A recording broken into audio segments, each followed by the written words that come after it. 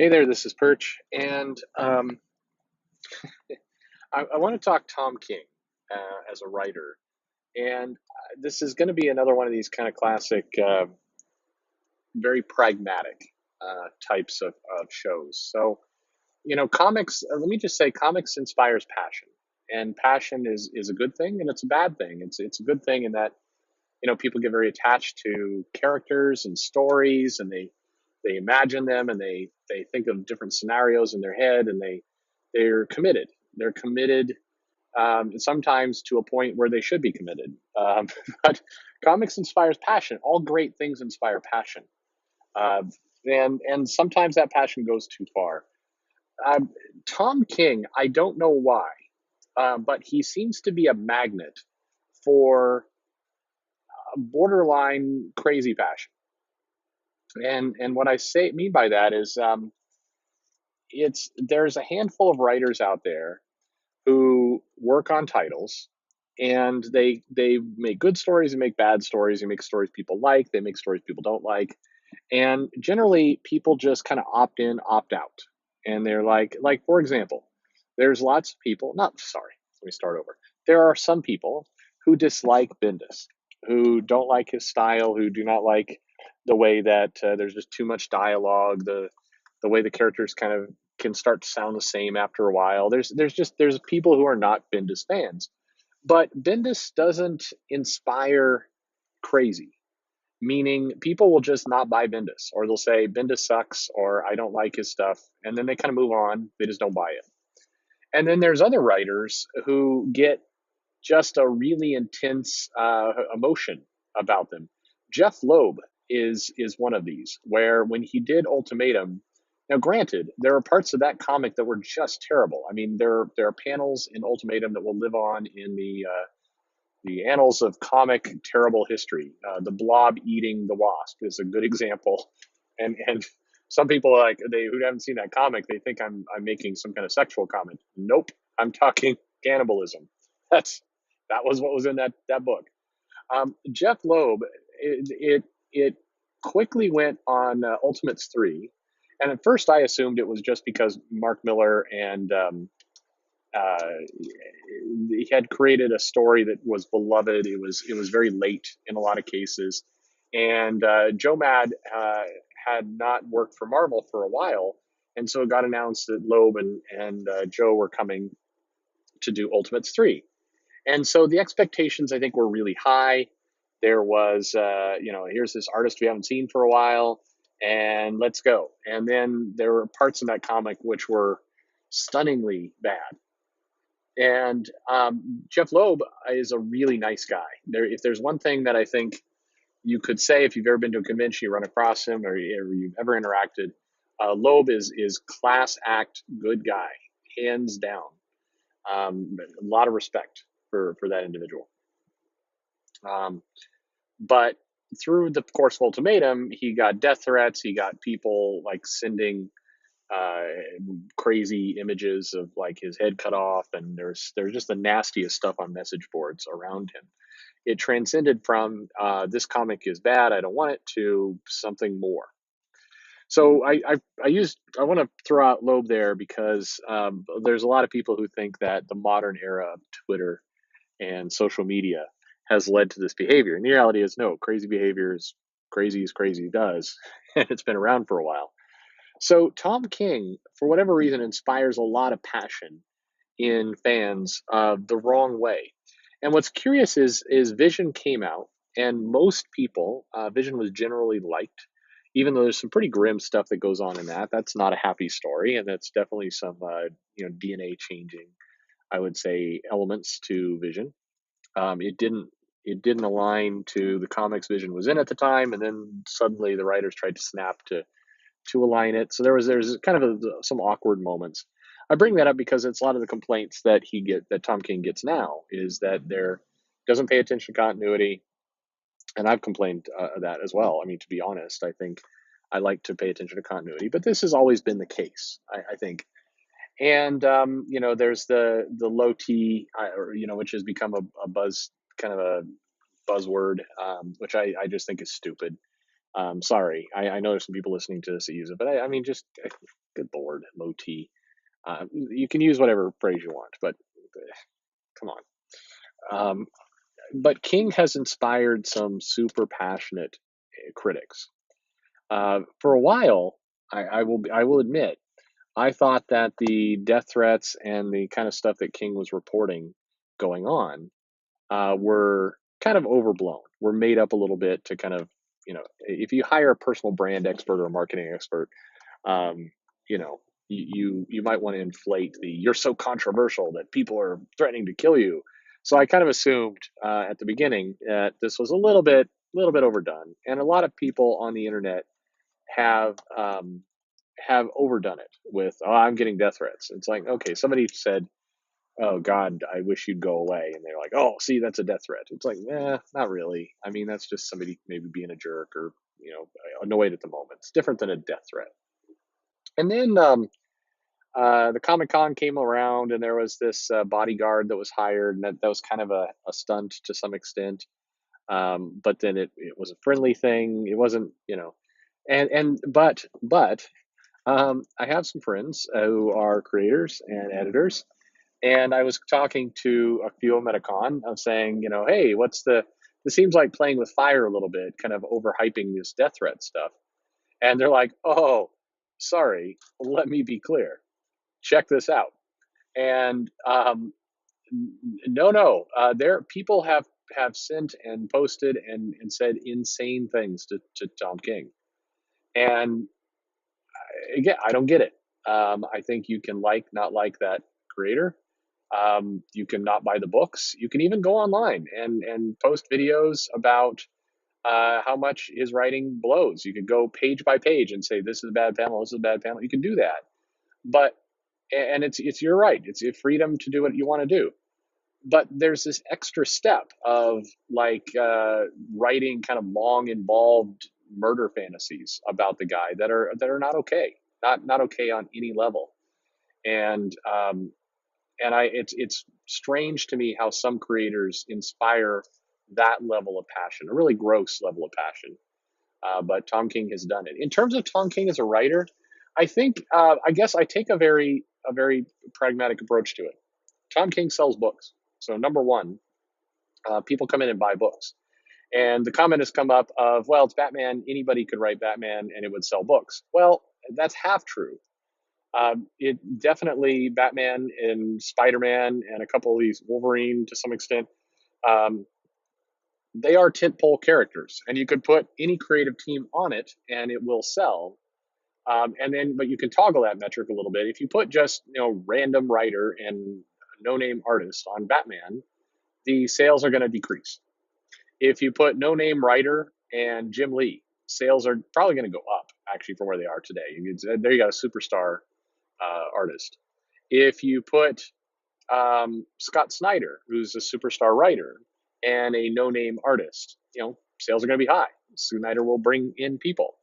And if you're DC and you're a portfolio manager or an editor, you might think to yourself, "Hey, I should put on, Snyder and Jim Lee and go for broke, go for it all. Like put on the superstar writer and the artist, combo effort, go."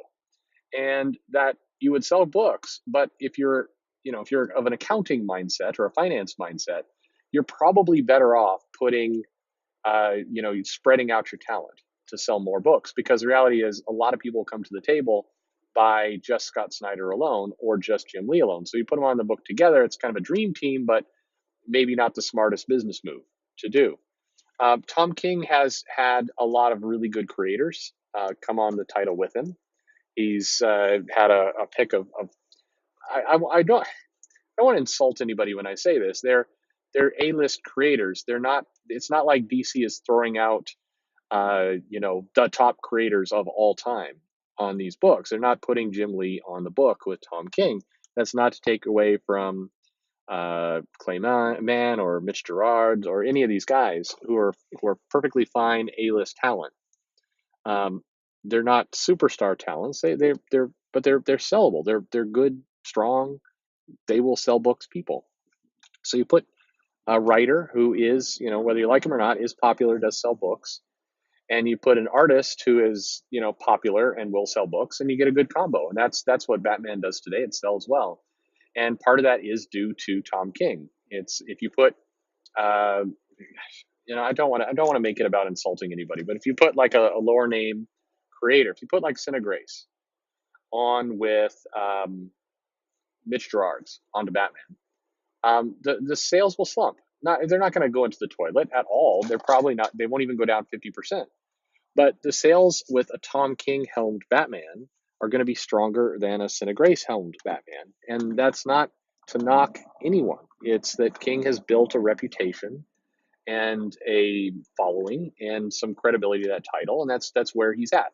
If Cinna Grace came on and spent 5 years with some top talent and got some awards and all the rest, then he would be in the same spot. But it's just where they are in their careers. That's not to attack and insult anyone. I would say this to their face if they were here, and I would say it not to insult them and not to think that I'm insulting them. It's just reality. You have different people at different stages of their careers. To say that Jim Lee will sell more books than Clayman is not an insult to Clayman. It's pointing out that Jim Lee has a very long career and a lot of power under his belt in terms of sales. Um, it's just the way the world works. In terms of the story content, I don't like the kind of emotional dragging of Batman as a reader, as a fan. I think it's you get the story arc of you want to really get into the head of the character and you want to put them through the ringer and you have them experience things they've never experienced before and bring something new. And I like that Tom King does make an effort to bring something new. What I don't like is that, similar to the Heroes in Crisis video or earlier, is I don't like that it's like it really feels. I mean, to put it this way, Tom King is an excellent writer at making it feel really painful. It feels painful, and there comes a point where you don't want to read painful. There comes a point where maybe you don't want to listen to Morrissey for the 80th time. You put down the Cure album. You'd like uh, you're ready for some pop. You're ready for some lighthearted. Where is Lynn and Steal My Sunshine? You're ready for Steal My Sunshine. You're not in the mood for the Smiths this day. I mean, everybody has different moods. Maybe you're the kind of person that likes to listen to the Smiths every day. Good for you. But there is so Tom King's work is a little bit Smiths all the time, and there is there's the belief I think in a lot of fans that in the third act, Batman will overcome, and the overcome will taste that much sweeter because of the depths to which he fell and kind of the brutal beating that he got, and then things will turn around and he'll overcome at the end and he'll learned a hard lesson and he's stronger as a result of it. It's the story is in the journey, and certainly uh, maybe so, but it's a tough journey. I mean, it's just an exhausting, tough journey, and that doesn't. So that's not to knock. Again, writers will bring what they bring, and Tom King is got a style, and for better or worse, what the Tom King style is, and we're getting what is advertised from Tom King. I think the run of Batman will probably age a little bit better than people are viewing it right now because they'll have the opportunity to kind of see and know that all the acts played out. If Tom King left Batman next year and it ended with like Batman's having the nightmares, and then he goes and fights Bane, and then he defeats Bane, but he has to like use a gun or something that just is really a moment that Batman didn't want to cross, and then he runs into Catwoman again and says, "I could never love. I am incapable of loving. I will always be alone." And then Batman kind of wanders out into the rain. Um, that would suck. I mean, if that's where it's going, then yikes. But no, I think most people believe it's going to end with a swing up and a heroic moment or two. And I think in that respect, people will look at this run more favorably than being right in the middle of it, in the middle of the despair. Tom King is trying to get you to feel the despair of the moment, and so people are like, "This title is really unpleasant and hard to read." Yep, you're feeling what he wants you to feel. Now, the trick of the writer is don't bring those feels so much that people just stop reading. They can't take it anymore. And I think there's plenty of grumbling of people who are opting out that just can't take it anymore. But not that many because the title is still selling incredibly well and people are in it for the ride. So that's what do I think of Tom King? He's great for sales. So good on you. I will buy you a drink, Tom King, anytime. I will buy you a drink. In terms of a fan, man, I hope this third act is gonna make it worthwhile. Because I've just I went through that period of life where it's like I listened to Morrissey, but I'm older now, and I don't like listening to Morrissey all the time. It's depressing. So there you go. Maybe not the fairest review, but there you go. I think Tom King is Tom King, and one nice comforting thought I guess I'll leave everybody with is we hope that creators you don't it's terrible to be negatively surprised. It's bad when you do not know what to expect, where a writer of a series is going to put out a comic and who knows what you're going to get. Are you going to get their A game, their B game, their who knows. With Tom King, if you pick up a Tom King book, you're getting a Tom King story, and there's some comfort in that. You're gonna get what you think you're getting. And if you don't like what he delivers, you shouldn't get it because you're gonna buy. If you don't like what Tom King delivers, don't buy a Tom King book because you're not going to pick up a Tom King book and it's suddenly Frank Miller. You're not going to get that. You're getting Tom King. So there you go. Hey, leave some comments. You agree, disagree, crazy? Is somebody offended because of the low T comment? I'm sorry. I don't mean to knock anyone. It's just I just wish the whole soy low T stuff. I mean, it's like it's so 2018. That's what it is. It's so 218. Can we get to a new batch of insults because they're just you know I don't know, feels played out. But I'm sorry if I offend anybody there. I'm sorry, but just feels played out. That's all I'm saying. All right. Subscribe, notify, tell friends, call me a jerk. I'm up for all those. All right. Thanks.